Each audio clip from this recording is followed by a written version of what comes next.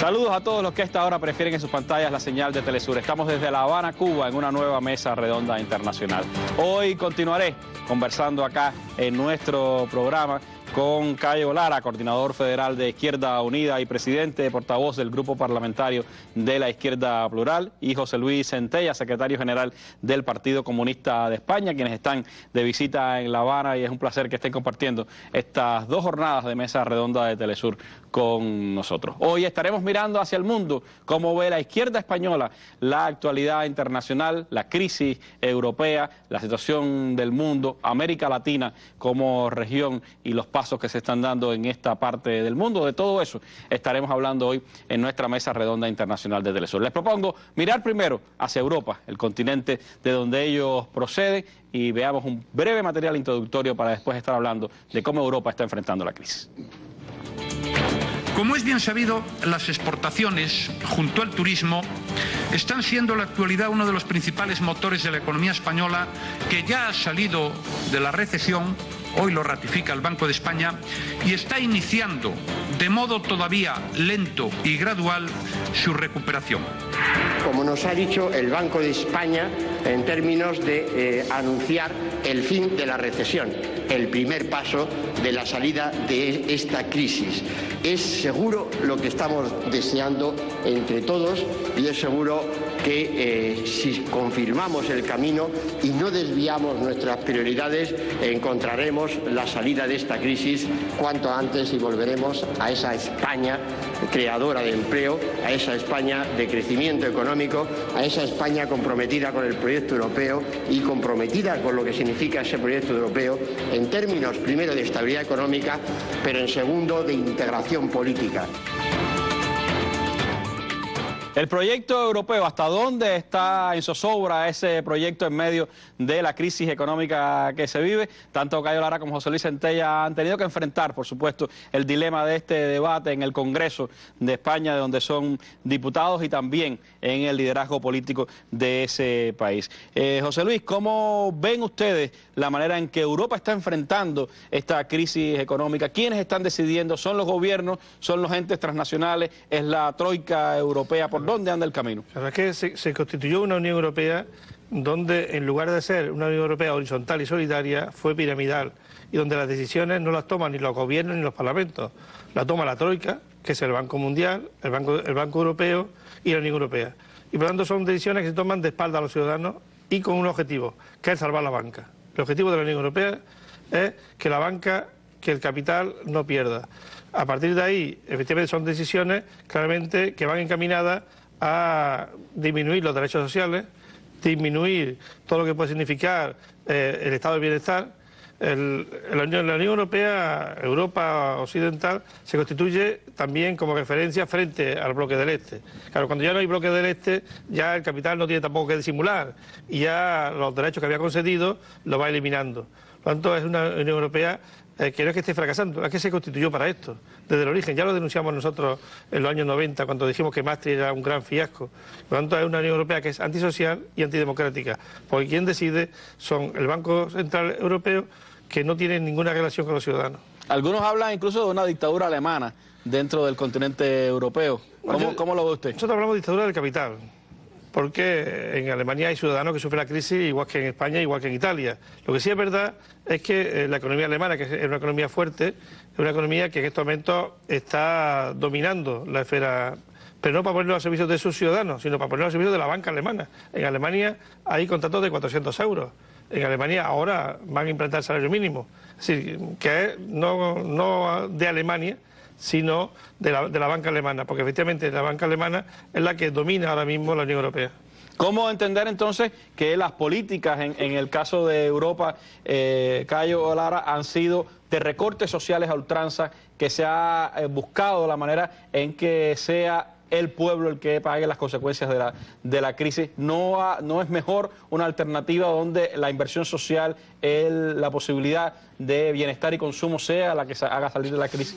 Yo creo que dos elementos importantes que había que analizar y valorar. Es que ha habido una especie de mutación del sistema capitalista. Es decir, el viejo capitalismo clásico que acumulaba plusvalía y riqueza, pero que después reinvertía y generaba al mismo tiempo más empleo y al mismo tiempo una dinámica productiva determinada, ha mutado y se ha cambiado al nuevo capitalismo financiero, que es un capitalismo parasitario y que solo hace que invertir desde el punto de vista de la especulación financiera. Yo creo que no se entendería la construcción de esta Europa de los banqueros sin este cambio de filosofía en el propio sistema, en la génesis del propio sistema capitalista. Y luego no tienen ninguna voluntad política de abordar un cambio en esa Unión Europea, la Europa social. Hay 27 millones de parados en la Unión Europea, es una barbaridad de gente parada. Y sin embargo el Banco Europeo de Inversiones no está cumpliendo la función de hacer políticas de inversión activa para generar empleo. Y el Banco Central Europeo está diseñado para posibilitar la especulación a los bancos.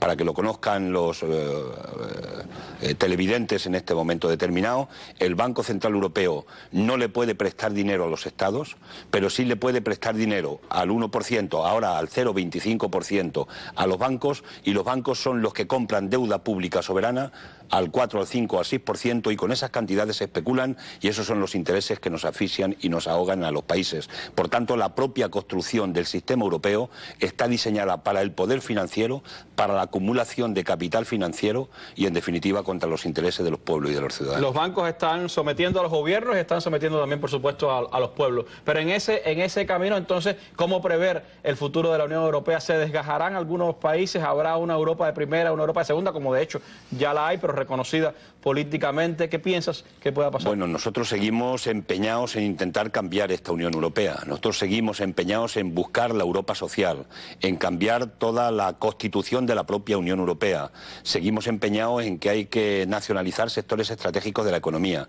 Seguimos empeñados en que tiene que haber una moneda, pero una moneda que tiene que tener un tesoro y que tiene que tener un Banco Central Europeo que tiene que estar al servicio del interés general, al servicio de los estados y no al servicio de la propia banca. Y seguimos empeñados en que el poder político y el poder de los estados tiene que controlar al poder económico y al poder de los mercados. Hoy los gobiernos son vasallos, son esclavos del poder financiero y de los mercados. Y mientras esto no se cambie, mientras de verdad no sean los países dueños de sus propias democracias y la democracia sea la que marque la pauta y la política en los mercados y en la Unión Europea, evidentemente no habrá cambios sustanciales. Nosotros no hemos tirado todavía la toalla y vamos a continuar trabajando para intentar que se produzcan cambios en esa Unión Europea, que haya una Unión Europea más política, una Unión Europea más social, repito, y estamos en ese camino y en esa batalla. Y hasta ahora no hemos decidido, repito, tirar la toalla para intentar buscar mecanismos diferentes a lo que es esta construcción de este modelo europeo. Es la Europa de los pueblos frente a la Europa de los bancos la que se está dirimiendo. Sería una síntesis muy acertada, la Europa de los pueblos frente a la Europa del poder financiero de los bancos. Bueno, esa es la gran batalla que se está dando y en el que la izquierda europea y la izquierda española en particular pues está teniendo una activa participación y que es parte del combate global que se está dando hoy de ideas, de principios y también de realidades en este planeta. Pero hay más de lo que podemos seguir hablando aquí en nuestra mesa redonda internacional de Telesur. Los invito a que nos siga acompañando. Estamos hablando con Cayo Lara y con José Luis Centella, líderes políticos de la izquierda española que están acá en La Habana y compartiendo con nosotros sus visiones sobre el mundo de hoy.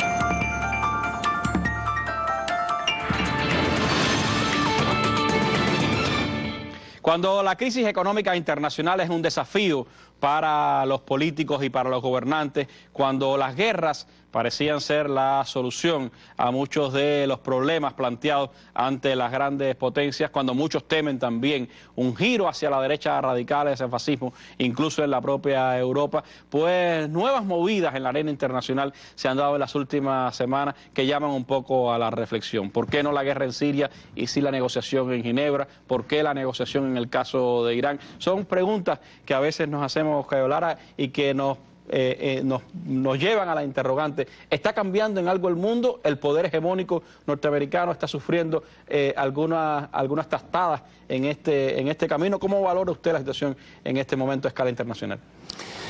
Bueno, cuando lo de Libia lo resolvieron como lo resolvieron, de mala manera, cuando lo de Irak fue una barbarie que fue invadir a un país sencillamente porque tenía recursos energéticos y recursos estratégicos, cuando Afganistán no se va a llevar ningún tipo de democracia si todo esto es una milonga, es decir, cuando realmente lo que está en juego y con lo que se está jugando con la guerra es con el interés geoestratégico, especialmente de Estados Unidos y también de algunos sectores, de algunos países de la propia Unión Europea, pues que vengan estas noticias que hemos conocido de un acuerdo dentro de la situación tan dura que se está produciendo en Siria y no resolverlo por la vía de una nueva guerra, una contienda militar, y el asunto de el principio de acuerdo, el acuerdo de paz con el tema de las armas nucleares en el caso de Irán, pues abren una puerta a la esperanza. Porque esto es lo que llevamos defendiendo desde la izquierda, que los conflictos se tienen que resolver con la diplomacia, se tienen que resolver con la negociación, se tienen que resolver con la presión política, pero en ningún caso se tienen que resolver alimentando más guerras, porque este fue el viejo sistema del viejo capitalismo de resolver las salidas de sus propias crisis, resolverlas con grandes guerras, incluso mundiales, como se plantearon en tiempos determinados. Por tanto, es una puerta a la esperanza y nosotros lo vemos como un elemento importante del crecimiento, de la necesidad, repito, de la paz y de resolver los conflictos por la vía pacífica y del entendimiento y la negociación. ¿Puede ser esto una consecuencia también de la propia crisis económica, que Estados Unidos tenga demasiadas preocupaciones en el ámbito económico que lo llevan a ejercer menos su poder imperial? El hecho de que Rusia se haya planteado como una alternativa también en la diplomacia internacional, o que China esté ejerciendo presiones sobre Estados Unidos también en el ámbito económico, ¿cuánto puede jugar todo esto en lo que está pasando ahora? Juega todo en el tablero. No cabe ninguna duda de que ya no hay un actor monolítico del imperio, sino que hay otros actores que van cogiendo fuerza y que China ha cogido mucha fuerza económica, que Rusia pues también está planteando y ha sido un actor importante en la crisis siria y en su resolución, y estos actores ya están jugando no solo a nivel político sino a nivel económico un papel muy importante a nivel internacional que no jugaban en otros años anteriores. Yo creo que todo esto, y sumado a la demanda cada vez más de la ciudadanía de esa necesidad de la paz, yo creo que es lo que ha hecho a Estados Unidos también tener una situación de un cierto debilitamiento en lo que era su hoja de ruta imperialista, que es la que vinieron aplicando en las contiendas anteriores.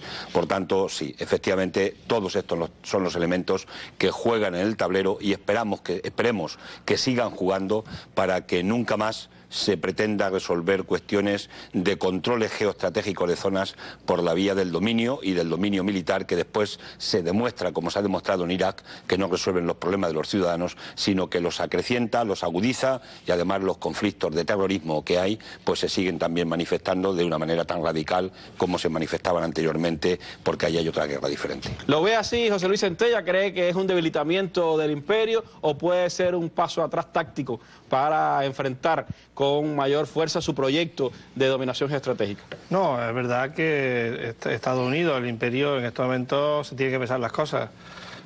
No quiere decir que haya tirado la toalla. El imperialismo tiene un objetivo, que es dominar el mundo para poner la riqueza natural al servicio del capital. Ese es un objetivo, pero sí es verdad que en la última crisis de Siria pues ha tenido problemas con Rusia, con China y también con su propia opinión pública. No hay que olvidar que la opinión pública por primera vez en Estados Unidos se empezaba a mostrar contraria, y Estados Unidos recuerda la guerra de Vietnam, recuerda lo que es una opinión pública en contra. Por lo tanto, estamos en una situación donde es verdad que por primera vez en mucho tiempo Estados Unidos ha visto frenada su intención de también destruir Siria.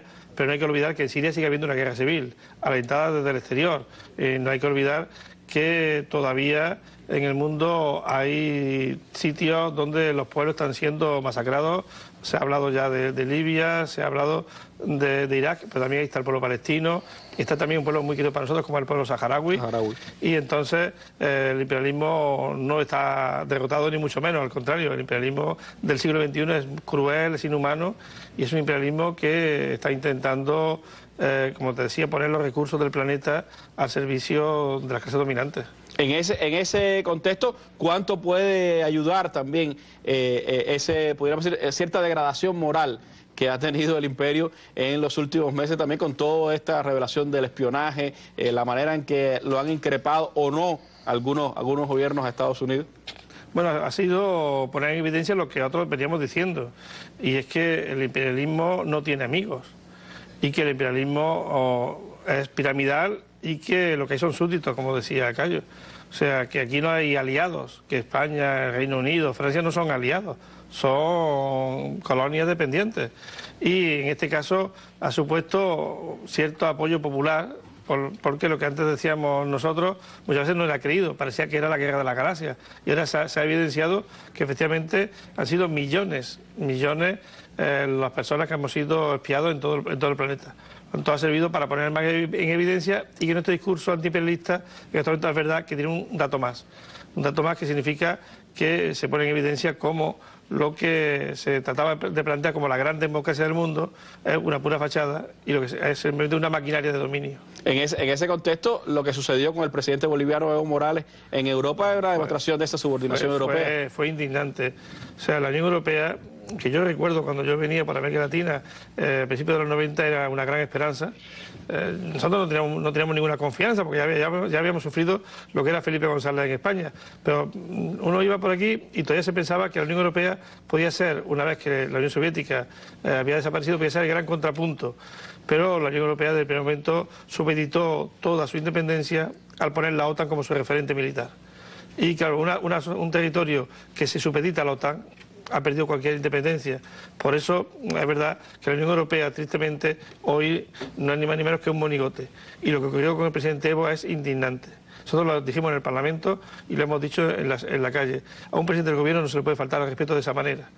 Y por lo tanto, cuando el gobierno español, cuando otros gobiernos supeditan su interés al mandato, al telefonazo que se le da desde Estados Unidos, se pierde la dignidad como pueblo. Y por eso nosotros protestamos, pedimos incluso la comparecencia del ministro para que claramente esto no vuelva a ocurrir. El presidente Evo Morales, cualquier otro presidente latinoamericano, no es un enemigo de España, al contrario, es un amigo de España. Y por lo tanto, los enemigos de nuestros amigos no pueden ser nuestros enemigos nunca.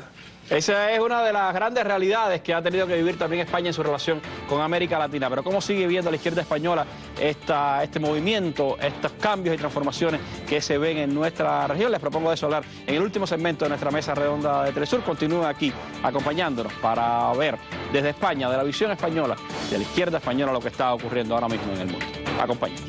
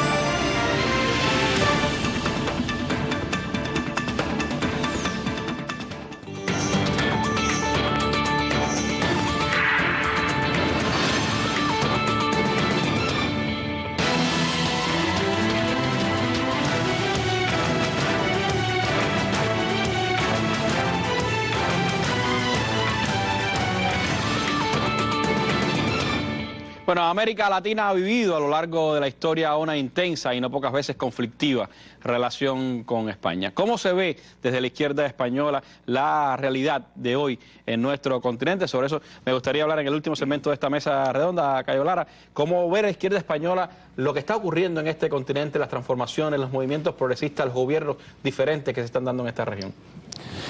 Bueno, yo creo que nosotros lo estamos viendo con mucha esperanza, ¿no? Es más, incluso nos están sirviendo de punto de referencia para también iniciar proyectos de transformación en la propia Europa, ¿no?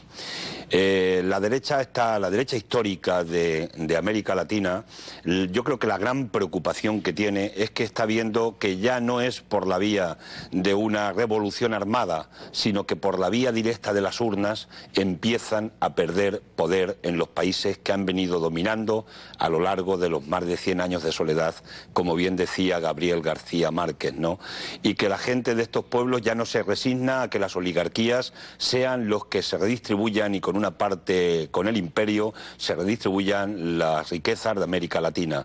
Y todos estos procesos están ayudando a descubrir a la gente de que son posibles otras políticas, de que la riqueza que tienen, como lo estamos viendo perfectamente en Venezuela, la riqueza inmensa que tienen del petróleo, por fin la pueden empezar a tocar con los dedos los ciudadanos y empiezan a ver que pueden tener escuelas y que pueden tener educación, que pueden tener sanidad, y también gracias al apoyo impresionante que en este caso está haciendo el gobierno y el pueblo cubanos en el caso de Venezuela, pero en esa redistribución de la riqueza yo creo que está siendo un gran exponente para animar unos países a otros, unos ciudadanos a otros, y para que estos procesos que hay de transformación puedan ser imparables. Y yo creo que eso es el gran éxito, y como estamos viendo desde la izquierda europea en este momento los procesos de transformación en América Latina. Comentábamos hace un rato que un poco lo que está pasando en la Europa de hoy es lo que pasó en la América Latina de los 90, políticas neoliberales a ultranza, descreimiento de la población en la